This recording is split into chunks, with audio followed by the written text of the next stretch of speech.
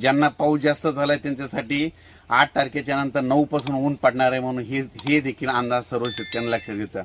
पण 8 ऑगस्ट पर्यंत दररोज भाग बदलत जोराचा पाऊस पडणार आहे म्हणून हा अंदाज लक्षात घ्यायचा. सांगायचं झालं तर आपण एक एक भागाकडे बघू. हा म्हणजे पूर्व विदर्भाकडे बघू. पूर्व विदर्भामध्ये 6 जिल्हे आहेत: वर्धा, नागपूर, भंडारा, गोंदिया, यवतमाळ, चंद्रपूर. म्हणजे पूर्व विदर्भात आज दुपारनंतर जोराचा पाऊस येणार आहे. म्हणजे 8 तारखेपर्यंत 3, 4 आणि 5 ऑगस्ट आणि त्याच्यानंतर 6, 7, 8 ऑगस्ट दरम्यान पूर्व विदर्भात चांगला पाऊस राहणार आहे. त्याच्यानंतर आपण पश्चिम विदर्भाकडे वळू. पश्चिम विदर्भामध्ये यवतमाळ, अकोला, अमरावती, त्याच्यानंतर बुलढाणा, वाशिम, हिंगोली ह्या भागामध्ये जवळपास म्हणजे आज 3 ऑगस्ट पासून ते 8 ऑगस्ट दरम्यान चांगला पाऊस पडणार आहे. म्हणजे म्हणून हे अंदाज लक्षात द्यायचा. 9 तारखेपासून पुन्हा उघाडीत भेटणार आहे म्हणून हे देखील लक्षात द्यायचं. त्याच्यानंतर मराठवाड्याकडे बघू.